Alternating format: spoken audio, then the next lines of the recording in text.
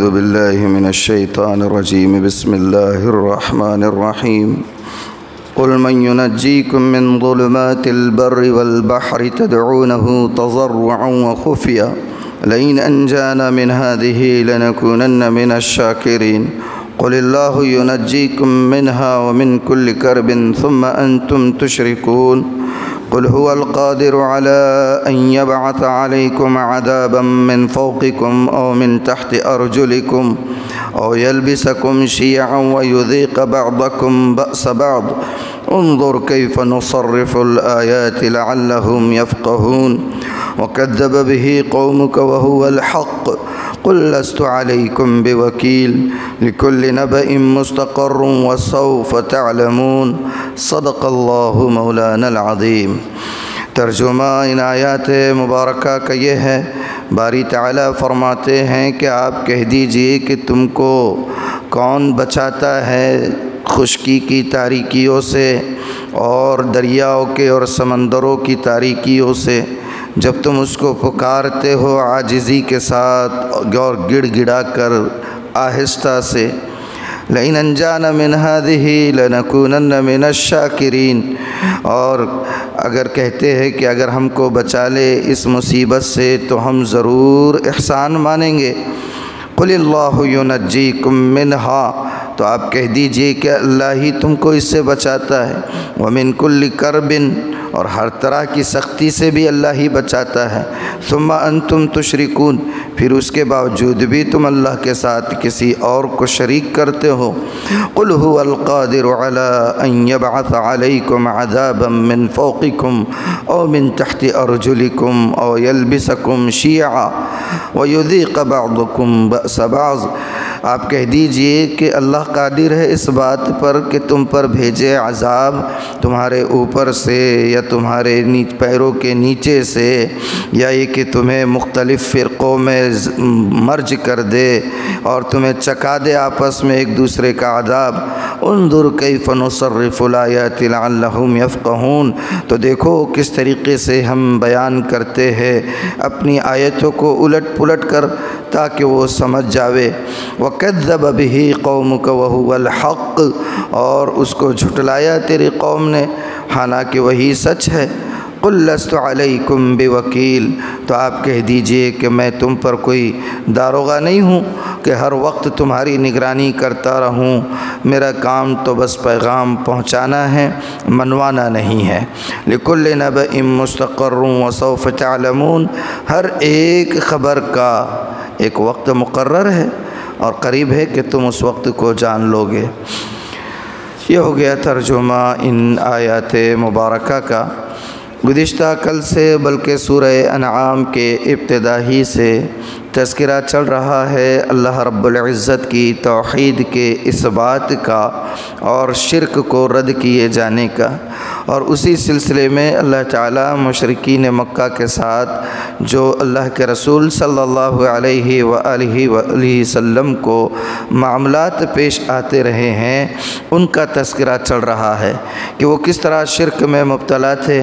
اللہ کے رسول انہیں اللہ کی وحدانیت کی تعلیم دیتے تھے اور اس کی طرف بلاتے تھے، تو بجائے اس کے کہ خود اللہ کے رسول کی دعوت کو قبول کر لیتے، شرک کو چھوڑ دیتے، اللہ کی وحدانیت کو تسلیم کرتے، الٹا وہ کچھ ایسے آفر لے کر آتے کہ جن کے ذریعے سے وہ نبی کریم صلی اللہ علیہ وآلہ وسلم ہی کو شرک میں مبتلا کروانا چاہتے تھے۔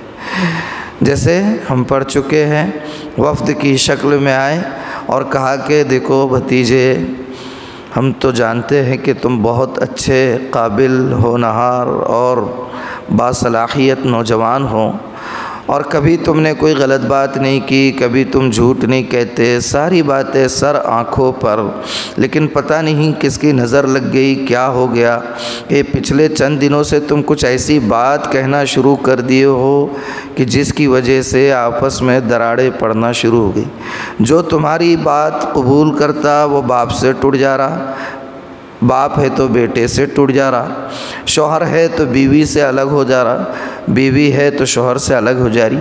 یہ کیا نیا تماشا لے کر آ گئے تم؟ اچھا لگتا ہے؟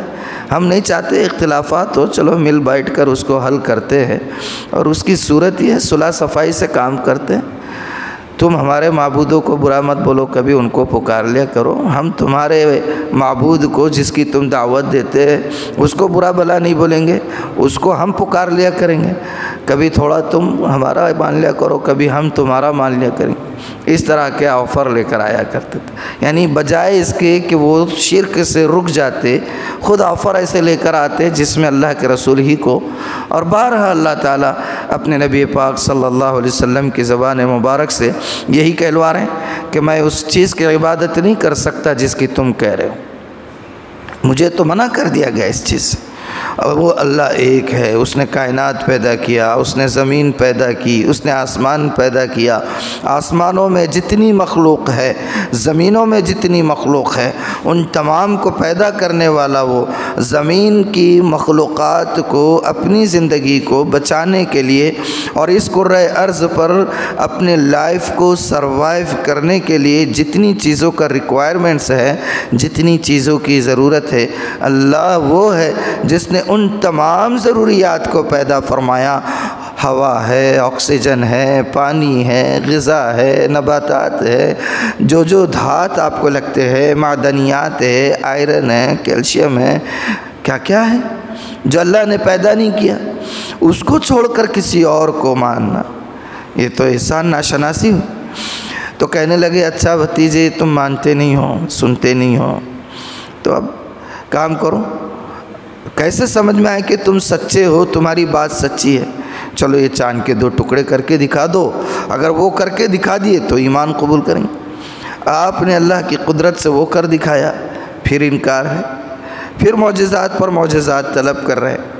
آخر کار اللہ نے کہا کہ اگر آپ آسمان پر سیڑھی لگا دو یا زمین میں کوئی سرنگ کر دو اور معجزوں کا انبار لگا دو، ان کو نہیں ماننا ہے، یہ نہیں مانیں گے، نہیں ماننا ہے، نہیں مانیں گے۔ جب آپ کی طرف سے ایسا جواب چلا گیا تو کہنے لگے کہ اچھا معجزات بھی نہیں، کچھ نہیں، تو اب ماننا کیسے تم سچے؟ تو ٹھیک ہے بھائی، وہ تو کام کرو جس سے ڈرا رہے ہو، عذاب ہی لا دو، ختم کر دو، تو سمجھ میں تو آئے گا کہ تم سچے ہیں، عذاب تو لے کر آ جاؤ ہم پر کم سے کم، یہ انداز۔ تو کل ہم پڑھ چکے کہ اللہ تعالیٰ نے کہا اپنے نبی پاک صلی اللہ علیہ وسلم کی زبان سے کہہ دو کہ نہ میں معجزات کی شکل میں احد پہاڑ کو سونے کا بنا سکتا ہوں کہ میرے پاس اللہ کے خزانے نہیں، میں غیب کا علم بھی نہیں رکھتا ہوں، مجھے اللہ نے جتنی خبر دی ہے بس اتنے ہی کا مجھے علم ہے، اس سے زیادہ میں ایک حرف نہیں جانتا ہوں، اور میں عام انسان ہوں، بازاروں میں چلتا ہوں، کھاتا ہوں، پیتا ہوں، بیٹھتا ہوں، شادی کرتا ہوں، بچے ہوتے ہیں، معاملات کرتا ہوں، تجارت کرتا ہوں، لین دین کرتا ہوں، کوئی فرشتہ نہیں ہوں، بس یہ ہے کہ میں اللہ کا رسول ہوں، اللہ پیغام بھیجتا ہے، میں کنوے کرتا ہوں، آگے پہنچاتا ہوں، اس کو مان لو۔ بس یہ انداز چلا آ رہا ہے اس صورت کے آغاز ہی سے۔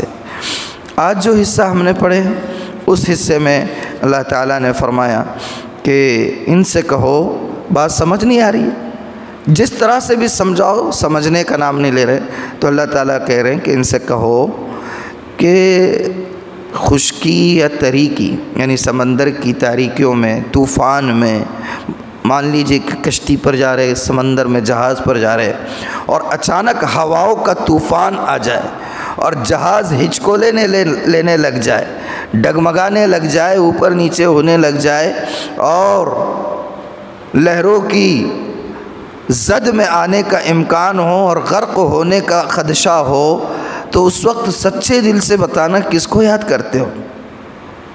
اس وقت کس کو یاد کرتے ہو؟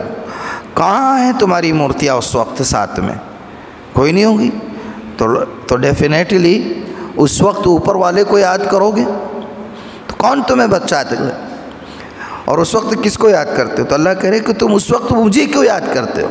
اللہ ہی کو یاد کرتے ہو، اور جب اللہ بچا دیتا ہے، اس گرداب سے نکال دیتا ہے، اس بھنور سے نکال دیتا ہے، اور اس طوفان کی زد سے باہر کر دیتا ہے، تو اس وقت پھر جو ہے کسی اور کو پکارنے لگ جاتے۔ لَئِنْ أَنْجَانَا مِنْ هَٰذِهِ لَنَكُونَنَّ مِنَ الشَّاكِرِينَ، کہتے تو یہ ہے کہ اگر اللہ اس وقت اس مصیبت سے ہمیں نجات دے دے لَنَكُونَنَّ مِنَ الشَّاكِرِينَ، تو ہم شکر کرنے والے بنیں گے۔ لیکن جب اللہ نجات دے دیتا ہے تو پھر وہی چال پہ آ جاتا ہے۔ قُلِ اللَّهُ يُنَجِّيكُم مِّنْهَا وَمِن كُلِّ كَرْبٍ ثُمَّ أَنْتُمْ تُشْرِكُونَ، اے پیغمبر کہہ دو کہ اللہ ہی تم کو اس سے بھی نجات دیتا ہے اور ہر تکلیف سے اللہ ہی نجات دیتا ہے، کوئی اور نجات نہیں دینے والا ہے، لیکن تم پھر بھی اللہ کے ساتھ شرک کرتے ہو۔ کیا انسان ہے، دیکھیے ہر طرح سے اللہ سمجھا رہے، سبحان اللہ، کیا پیارے انداز ہے۔ قُلْ هُوَ الْقَادِرُ عَلَىٰ أَن يَبْعَثَ عَلَيْكُمْ عَذَابًا مِّن فَوْقِكُمْ، کہہ دو کہ اللہ کو قدرت حاصل ہے، وہ قادر ہے اس بات پر کہ تم پر تمہارے اوپر سے عذاب بھیجے، پچھلی قوموں کی طرح کہ ہواؤں کا طوفان آیا، قوم عاد کو برباد کر دیا، آسمان سے پتھروں کی بارش ہوئی، قوم لوط ان پتھروں کے نیچے دب کر ختم کر دی گئی، آسمان سے اور پھر ساتھ ہی ساتھ زمین سے پانی کا ایک طوفان بدتمیزی اٹھا اور اس نے پورے انسانیت کو ختم کر دیا حضرت نوح کے زمانے میں۔ تو اللہ قادر ہے، اوپر سے عذاب آ جائے تمہارے اوپر بھیج دے، او من تحت ارجلکم، یا تمہارے پیروں کے نیچے سے تم پر عذاب آ جائے، زلزلہ آ جائے، زمین پھٹ جائے، قارون کی طرح تم زمین میں دھسا دیے جاؤ، پانی زمین سے ابلنے لگے، لاوے پکنے لگ جائے اور پانی کی جگہ زمین سے انگارے نکلنا شروع ہو جائے، تو کیا کرو؟ قادر ہے اللہ، اوپر سے عذاب برسائے، نیچے سے عذاب نکالے، او یلبسکم شیعا، یا تمہیں مختلف فرقوں میں آپس میں بھڑا دے، وَيُذِيقَ بَعْضَكُمْ بَأْسَ بَعْضٍ، اور چکھا دے ایک دوسرے کو آپس کی لڑائی کا عذاب۔ آپس کے لڑائی کا عذاب جب نازل ہوتا ہے تو دشمنوں کے ساتھ لڑائیوں میں اتنا نقصان جانی نہیں ہوتا ہے جتنا آپس کی لڑائیوں میں اور آپس کی دشمنیوں میں ہوتا ہے۔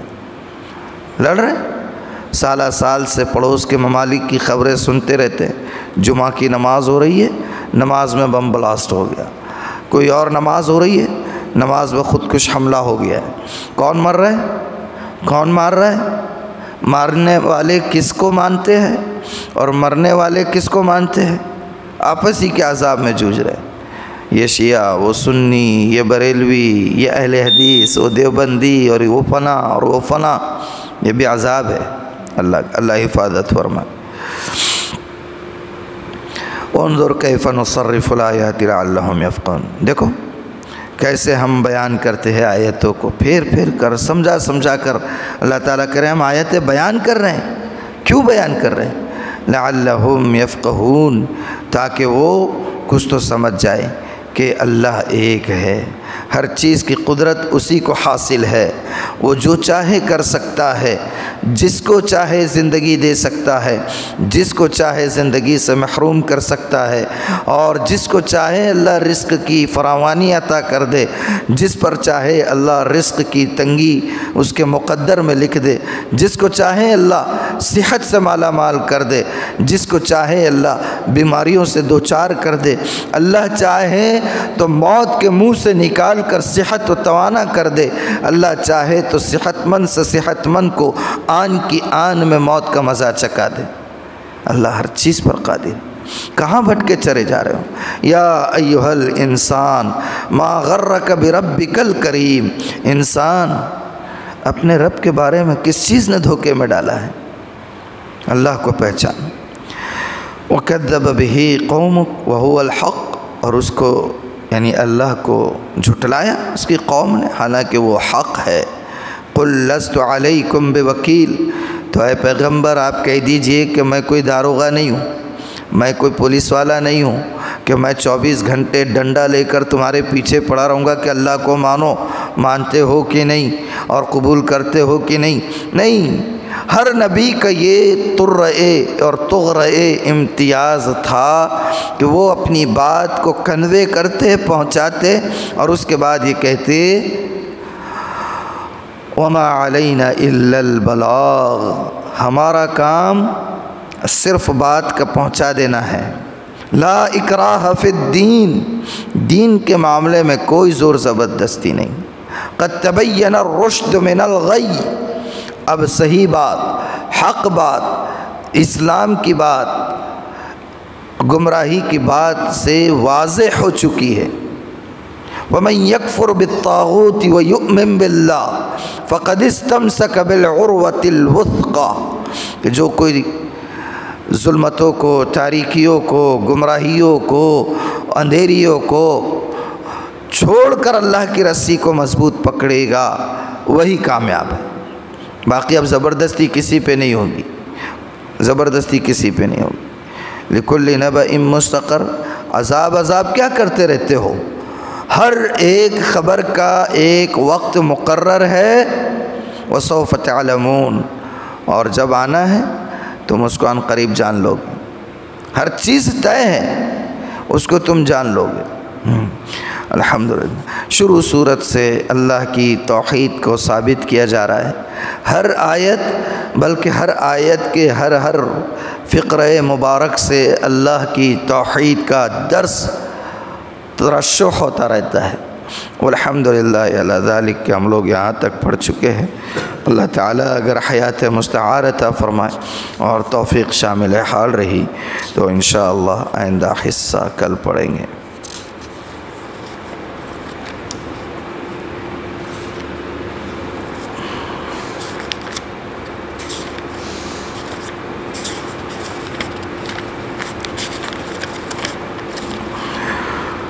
اللہ اکبر کبیرہ۔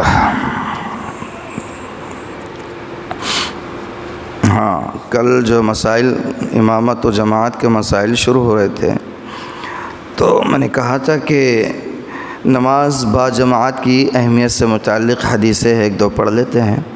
اکیلے اور بازار میں نماز پڑھنے کے مقابلے میں جماعت سے نماز پڑھنے میں 25 گنا زیادہ ثواب ہے، اس لیے کہ کوئی شخص اچھی طرح وضو کر کے صرف نماز پڑھنے کی غرض سے جب مسجد جاتا ہے تو اس کے ہر قدم پر نیکی کا ایک درجہ بڑھتا ہے۔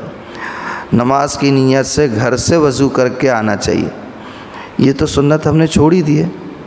جس کو دیکھو آتے وضو کرتے مسجد میں، بہت اچھی بات ہے، مسجد میں انتظام رہتا ہے، مگر مسجد کا انتظام صحیح دیکھا جائے تو بحالت مجبوری رہتا ہے۔ آدمی باہر سے اچانک آ جائے، مارکیٹ سے آ جائے، گھر سے نہ آئے۔ لیکن وہ مساجد جو ریسیڈنشیل ایریاز میں ہوتی ہے، وہاں کے جو ریسیڈنٹس ہوتے ہیں ان کو تو چاہیے کہ گھروں سے وضو کر کے نکلیں۔ گھر سے وضو کر رہے ہیں اہتمام کے ساتھ، پھر پیدل آ رہے ہیں، ہر قدم پر نیکی لکھی جاتی ہے۔ کتنے بڑے اجر سے محروم ہوتے ہیں، کچھ کرنا ایکسٹرا کام نہیں رہتا ہے۔ اچھا، اس کا ایک سائیکلوجیکل ایفیکٹ کیا پڑتا ہے؟ آپ گھر سے وضو کر رہے ہیں تو ظاہر سی بات ہے وضو کرنے کے لیے اہتمام کرنا پڑتا ہے۔ آپ کا چھوٹا بچہ آپ کو ہر وقت نماز کے لیے جاتے ہوئے وضو کرتے ہوئے دیکھ رہا ہے، تو نفسیاتی طور پر یہ اس کا مزاج بنتا چلا جائے گا۔ باپ اگر بیٹے کو انگلی پکڑ کر مسجد لاتا رہے، اور باپ اگر بیوی اور بچوں کے سامنے گھر میں بیٹھ کر قرآن کی تلاوت کا اہتمام کرے، یقین مانیے مسجد کی فضیلت لاکھ گنا صحیح، لیکن آپ کی نسلوں کے ان کو اسلام کے رنگ میں رنگنے میں یہ کام جتنا مؤثر ثابت ہو سکتا ہے، میرا اور آپ کا زندگیہ وقف کرنا نہیں ہوگا۔ ہاں، عمل آدمی سب سے زیادہ، اور خاص طور پر بچہ کس سے سیکھتا ہے؟ بچہ آبزرویشن سے سیکھتا ہے، تھیوری سے نہیں۔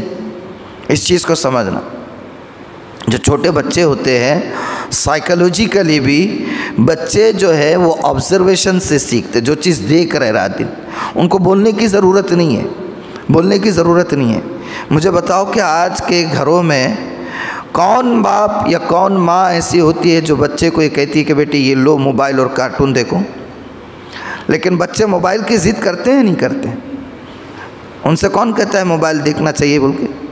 حالانکہ دیکھنا غلط بات ہے، لیکن وہ رات دن ماں کو، باپ کو، بھیا کو، باجی کو، چاچا کو، بڑے ابو کو دیکھ رہے گھر میں آئے کہ وہی ایک کام دکھ رہا، تو کچھ تو بھی اچھا دکھ رہا ہوں گا اندر سے، تو آبزرویشن سے سیکھتے۔